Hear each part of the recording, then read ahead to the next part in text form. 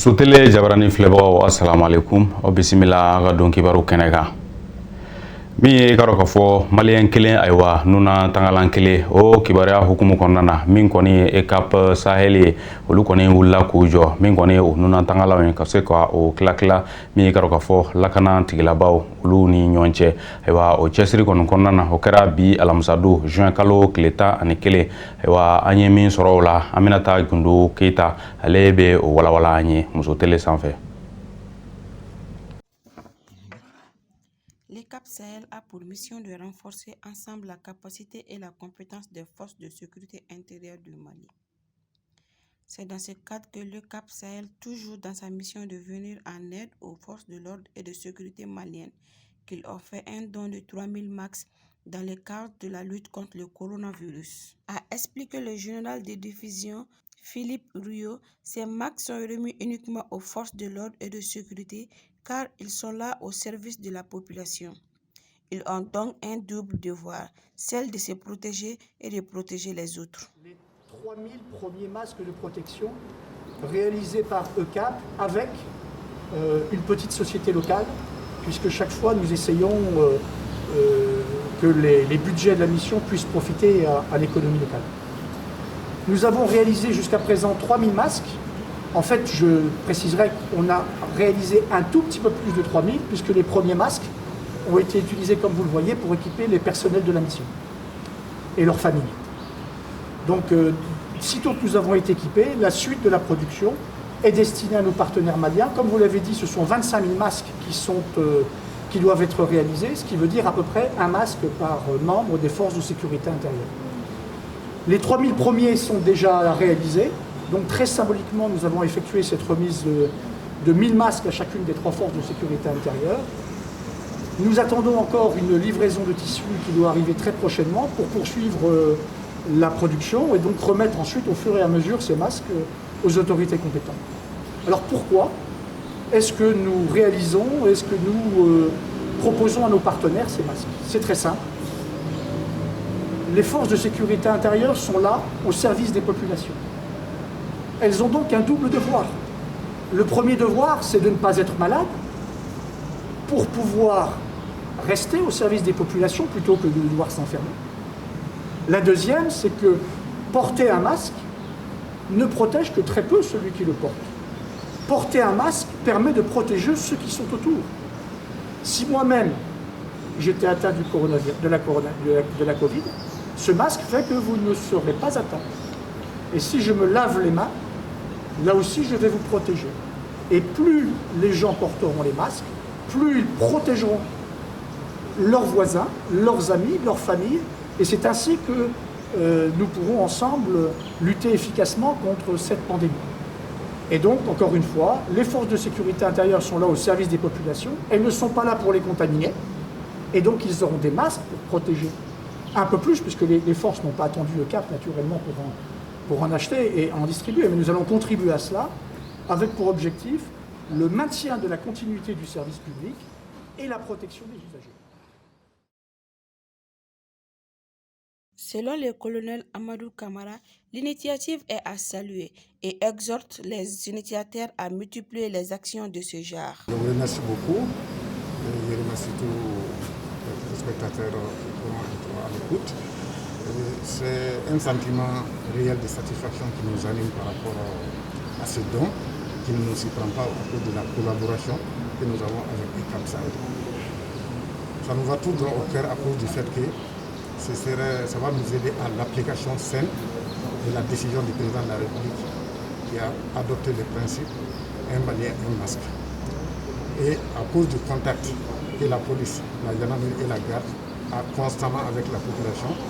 ça nous permettra dans un premier temps de les protéger et de nous protéger. Donc,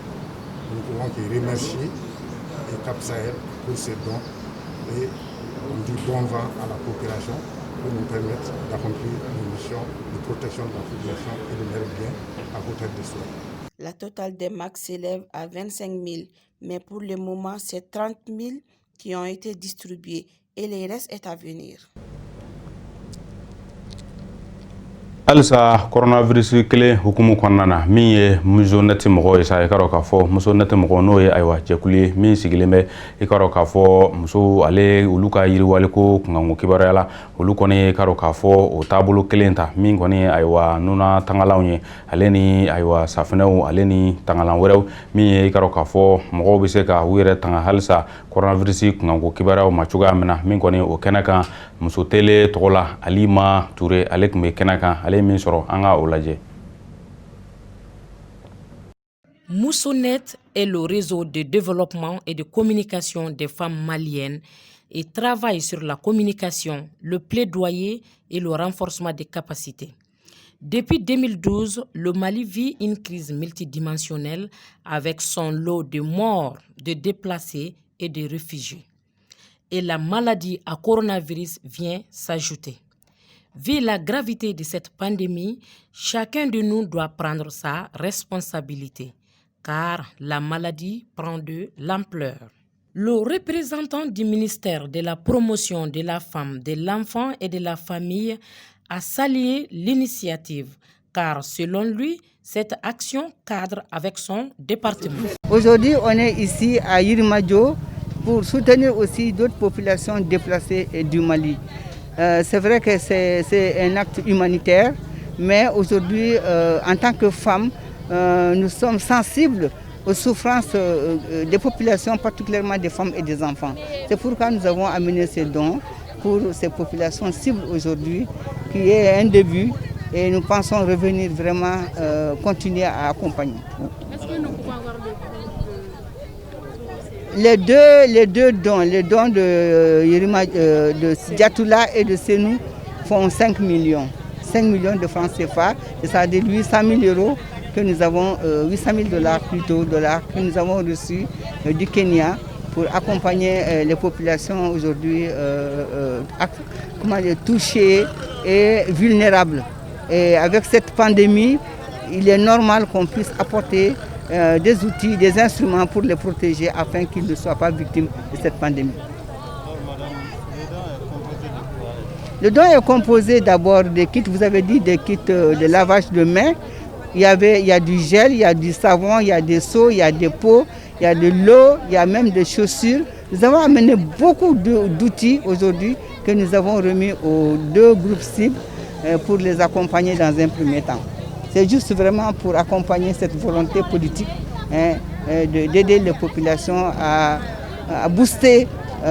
hors du Mali le Covid-19. Merci beaucoup. L'initiative a été saluée par les récipiendaires et il invite la population à multiplier des actions de ce genre.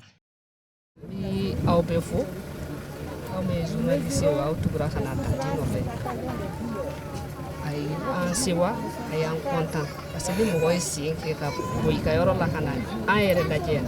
vraiment c'est largement suffisant na tigi nana ni chama e ngo na nana ni fen chama e vraiment a jaranya abonya na jaranya boranya la ka hereke ala ka jamana suma ala ka dugulu be ala ka kele be pam pe be ka sigi mo ka yoro la ambo de ika jamana mɔgɔw bɔra f'i ka yɔrɔ la ka n'i lajɛ o dɔrɔn ye wasa kɛ kumata n'a ye nin nana ni donbolo ye samiya dontɔla don sisan safunɛ bɛ yen nɔ safunɛji bɛ yen nɔ i b'i kɔ k'i jɛ k'i min k'i fɛn vraiment o diyara n ye kosɛbɛ. À noter que le didon était composé de kits sanitaires, d'eau et des chaussures pour enfants aux déplacés du camp de Senou et Niamana. Ka kɛɲɛ ni ayiwa samiya donda ye fɛn min kɔni ye an ka du kɔnɔnaw na i ka dɔn k'a fɔ maa minnu bɛ ayiwa furumusow dɛmɛ u ka baarakɛtaw la i ka dɔn k'a fɔ olu caman bɛ na i ka dɔn k'a fɔ duguba kɔnɔ min kɔni ye ayiwa dɛmɛ ni wale ye k'o ta k'o ɲɛsin du kɔnɔnaw la furumusow ma nin waati na fɛn min ye samiya dondaw ye sa u caman ka segiso o kunkanko kibaruya olu bɛ sen na ayiwa muso tele kɔni an ye maa damadamaw sɔrɔ ka olu hakilila ɲininkali kɛ o kibaruya la min sɔrɔla o la an ka o lajɛ. Ko mama kulubali gɛlɛya min y'an kan i n'a fɔ an musolakaw gɛlɛya caman y'an musolakaw kan dɛ i n'a fɔ denmisɛnninw n'a ko fanfɛla la baara baara tɛ denmisɛnninw bolo denmisɛnninw bɛ tila kalan la baara t'u bolo denmisɛnninw sɛgɛnnen ye denmisɛnw yɛrɛ anw yɛrɛ masaw min ye nin ye anw sɛgɛnnen bon ni denmisɛnninw ma lafiya anw yɛrɛ fana tɛ lafiya. ayiwa baarakɛden minnu bɛ k'an bolo an ka so k'an dɛmɛ an ka baaraw la an ka se ka bɔ ka taa an ka cikɛyɔrɔw la olu fana bɛ ka taa so nin waati in na samiya sera yala o tɔɔrɔ bɔ aw kan wa aw bɛ se ka bɔ ka na k'aw ka tilatigɛ wa mɔgɔ t'aw kɔ so. ni mɔgɔ t'an kɔ so tɔɔrɔ dala ka bon dɛ barisa ni mɔgɔ t'i kɔ so i bɔ man di ni denmisɛnnin tɛ e kɔ so i bɔ man di ni mɔgɔ t'i kɔ so i bɔ man di ni baarakɛla min y'i bolo n'a taara so degunba kɔnɔna na degunba de y'a kɔnɔna n'an cɛlasigi musow ka da kan ni mɔgɔ t'i kɔ baarakɛla t'i kɔ denmisɛnnin min ye e kɔ o taatɔ don so mɔgɔ tɛ e kɔ mɔgɔ fana e de fana bɛ to so ka da kan o bɛ ci min kɛ e de bɛ to so k'o tiɲɛ. donc a bɛ jouer aw ka jagokow n'aw ka fɛnw kan. a bɛ jouer an kan kosɛbɛ barisa ni mɔgɔ t'i kɔ i tɛ se ka bɔ ka na kɛ e bɛ se ka mun fɔ patron ye minnu fana bɛ ban ka baarakɛlaw ka wariw sara u taga waati min sera yen. u taga waati min sera minnu bɛ ban ka baarakɛlaw ka wari sara o fana ye degun dɔ ye olu kan ka da kan u bɛ bɔ u masaw de hakili ye u la yan u bɛ dɔrɔmɛ filanin min sɔrɔ a bɛ mago dɔ de fana ɲɛsi cogoya si la baarakɛtalaw man ka ban cogoya si la ka baarakɛdenw n'a wari sara n'a wari kan ka sara yɛrɛ. ayiwa ne ba i ni ce kuma ɲɛna ala ka sugu diya.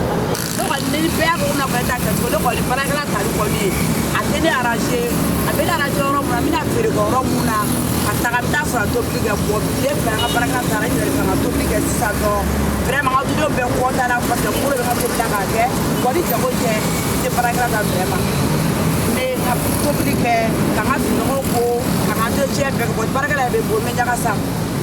parce que n bɛ n'a sɔrɔ n kan ka sɔrɔ mun kɛra o ma sɔrɔ ma kɛ. donc don o de bɛ kuma la bon sisan baarakɛla talen sisan nɔ n tɛ kuma caman na n lafiyalen don. d'accord mais ne ka kuma kɔni o yɔrɔ de. a ɲɛna ni fɛn yɛrɛ.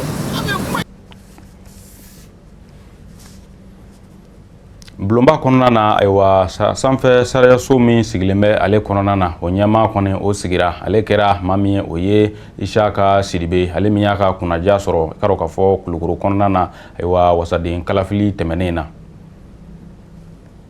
bulonba kɔnɔna na sariyasun min bɛ o kɔnɔna na n'o ye ayiwa sanfɛ sariyasun ye sa n'o ye k'a dɔn k'a fɔ Haute Cour de Justice ale kɔni ɲɛmaa sigira bi alamisado juin kalo tile 11 o kɛra maa min ye o de ye ayiwa Isaka Sidibe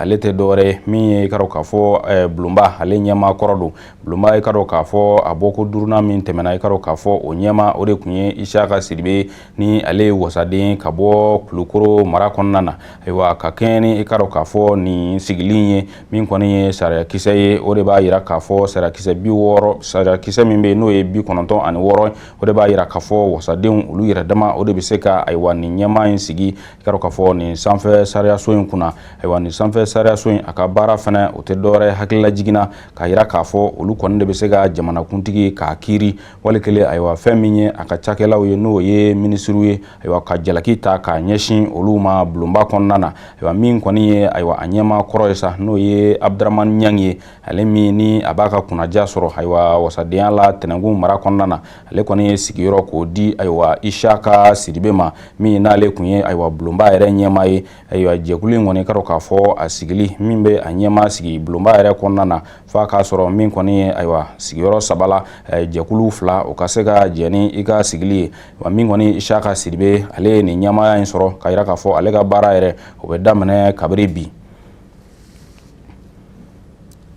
Mali kɔnɔna na san 2 kɔfɛ min kun ye u ka jabalantanya ye n'o ye jɛkulu min bɛ n'a bɛ wele ko G5 Sahel n'o ye ayiwa jɛkulu min ni jamana 5 faralen bɛ ɲɔgɔn kan Sahel kungo jamanaw la kɔrɔ k'a fɔ u ye san 2 kɛ jabala kun tɛ u la nin waati na sa u ye jabala dɔ sɔrɔ. kabiri arabado juin kalo tile 3 tɛmɛnen ayiwa min kɔni ye G5 Sahel mɔgɔw ye n'o ye ayiwa min ye jamana 5 min faralen bɛ ɲɔgɔn kan ayiwa Sahel kungo tɔgɔ la ka maaw suganti k'olu fara ɲɔgɔn kan ka bolomafaraw kɛ minɛnkow la adamaden kow fana na min kɔni ye o jamana 5 Niger, Mali, Tchad, Burkina ale ni Mauritanie ayiwa walasa u bɛ se ka Sahel kungo ka tanga cogoya min na kɛrɛnkɛrɛnnen la bamanciw ma karo k'a fɔ u dagayɔrɔ fɔlɔ n'o kun ye Sevare ayiwa Mopti mara la kabiri juin kalo tile 29 san 2018 min kɔni ye Sevare kaw ye olu jamakulu bɔra nisɔngoya dɔ senfɛ ayiwa ka taa dankari kɛ u jabala in na n'o ye Sevare kɔnɔna ye kabiri o waati fo kana se nin waati ma min kɔni G5 Sahel sa karo k'a fɔ jabala kun tɛ u la o kɔnɔna na nin waati labanna ninnu na min kɔni ye MINUSMA ye n'o ye diɲɛ seleke naani tɔnba min sigilen bɛ ayiwa basigi tɔgɔ la kɛrɛnkɛrɛnnenya Mali kɔnɔna na olu kɔni de ye yɔrɔ in jɔ nka nafolomugu o bɔra maa minnu kun o ye jɛkulu min bɛ n'a bɛ wele ko Union Européenne n'o ye ayiwa nanzaraw ka tɔnba min bɛ karo k'a fɔ olu faralen ɲɔgɔn kan nafolomugu kɔni a bɔra olu kun n'i ye ayiwa G5 Sahel a ɲɛmaa ka kuma lajɛ nin waati in na n'o ye Umaru Namata Gazama ye ale y'a yira k'a fɔ ayiwa kabiri araba tɛmɛnen olu kɔni nisɔndiyara sabula u ye sigiyɔrɔ sɔrɔ o sigiyɔrɔ o ye Bamakɔ dafɛla ye n'o ye Senu ye juin kalo tile 3 o yɔrɔ kɔni u ye a kurumbo kɔri nin waati in na kɔni ko jabala bɛ u la o bɛ se ka fɛn min d'u ma o de ye hakilisigi dɔ ye ayiwa hakilisigi min ni olu ka kɛlɛ fanba a bɛ bamanci wale maaw kan k'olu kɛlɛ o kɔnɔna na sa u na se ka jigiya sɔrɔ ka se k'u ka kɛlɛ tɔ ka sabati hali n'a sɔrɔ u ka jɛkulu in a sigi ani sisan cɛ ayiwa u ma se ka hakilila sɔrɔ min ye u yɛrɛ hakilila ye ma se ka taabolo sɔrɔ min bɛ se ka u yɛrɛ nimisi wasa kosɛbɛ ka sabuya kɛ ayiwa nafolomugu ntanya ani minan ntanya ayiwa ko jabala min sɔrɔlen filɛ nin u la o kɔni u bɛ se ka jigisigi dɔ di u ma fɔlɔ kunnafoni min dira ayiwa min ye sariyasunba maaw olu fɛ ka yira k'a fɔ min ye ayiwa taama mun kɛra juin kalo tile 5 tɛmɛnen k'u na o maaw bagabaga olu fana y'a yira k'a fɔ sariyasunba maaw ko u tɛ u ka baara dɔn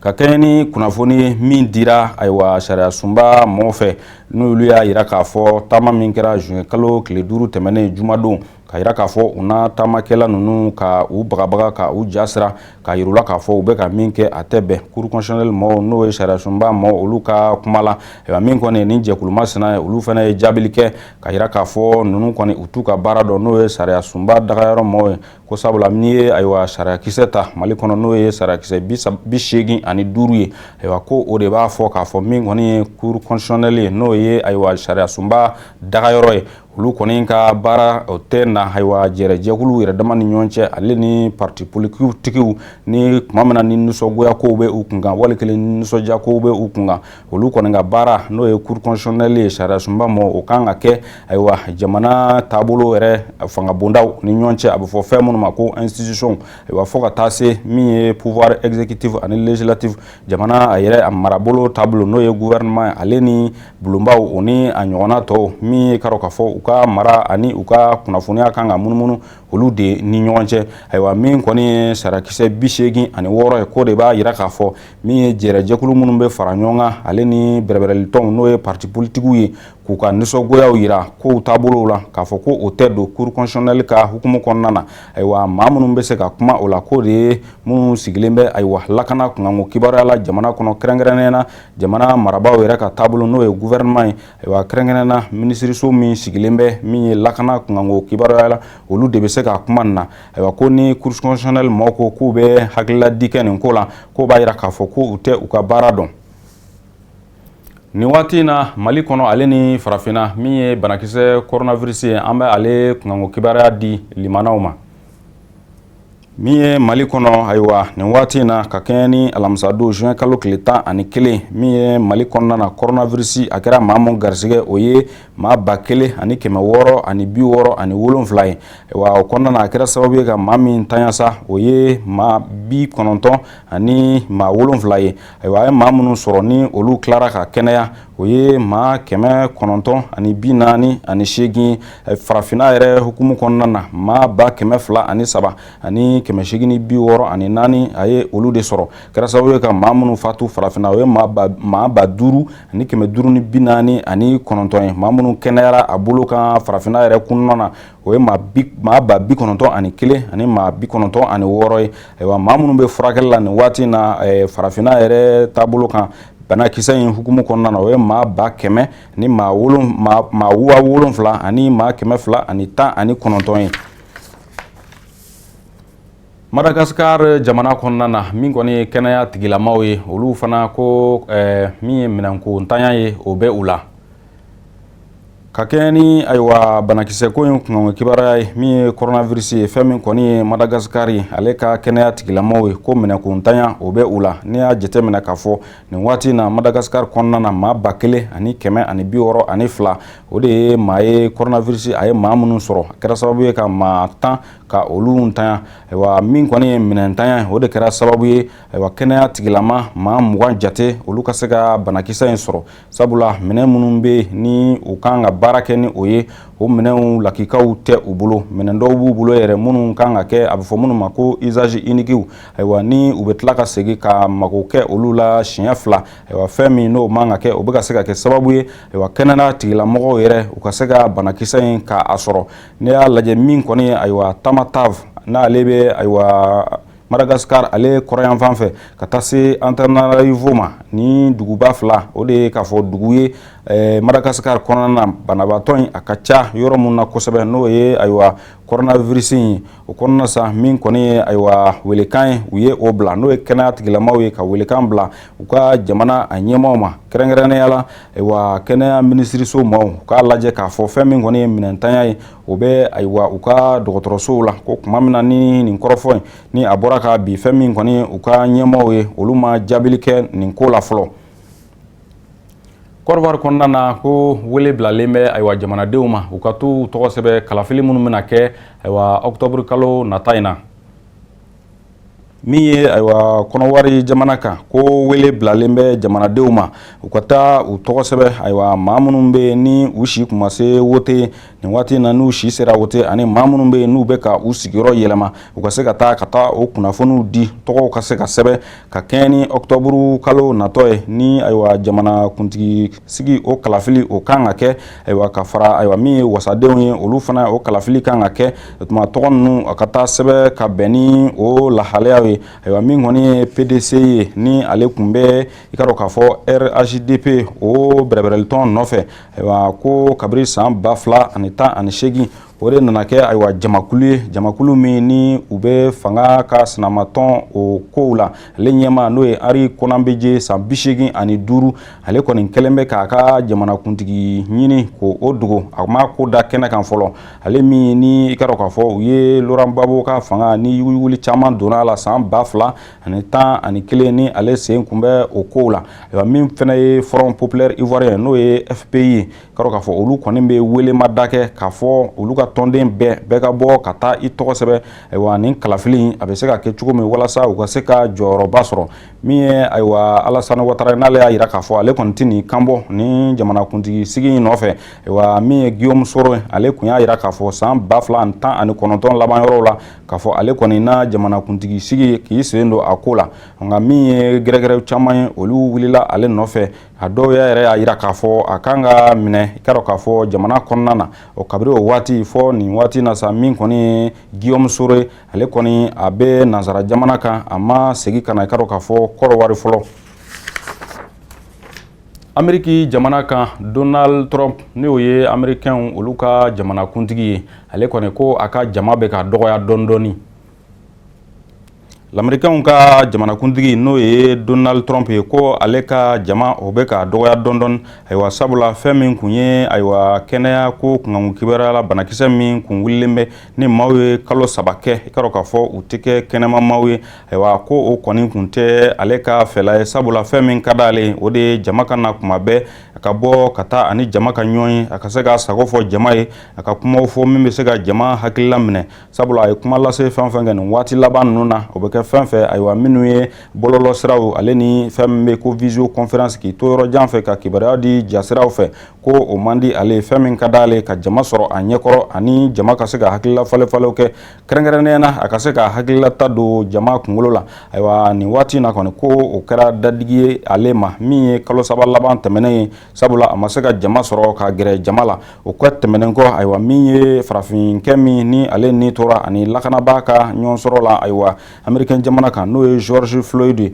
ko nin fana kɛra aywa tiɲɛniba ye aywa min ye Donald Trump ale kun sabula a ka jama nin bɛɛ lajɛlen bɛ dɔ bɔ a la u ye aywa jateminɛ laban minnu kɛ min ka k'a fɔ Donald Trump k'a ka jama kɛmɛ sara la 47 kun don aywa min ye don laban ninnu ye ko y'a yira k'a fɔ kɛmɛ sara la a jiginna ka na 42 la ko b'a yira k'a fɔ fɛn min ye Donald Trump k'a bɛ ka wele da wa juin kalo tile 19 natɔ k'a fɔ min ye jama dalajɛw ye a bɛ na o kow daminɛ ko hali n'a sɔrɔ coronavirus ko o bɛ sen na min ye Donald Trump kɔni k'a bɛ ka i da makun o kow kan min kɔni maaw ka se ka fɛɛrɛw tigɛ ka se k'u yɛrɛ kisi coronavirus banakisɛw ma k'a tɛ ka fɛn fɔ o kow la nin waati in na sabula ko o kow tɛna kɛ a yɛrɛ ka hakilila ye a ka se ka jama sɔrɔ ka gɛrɛ jama la ko de b'a nin kan nin waati in na.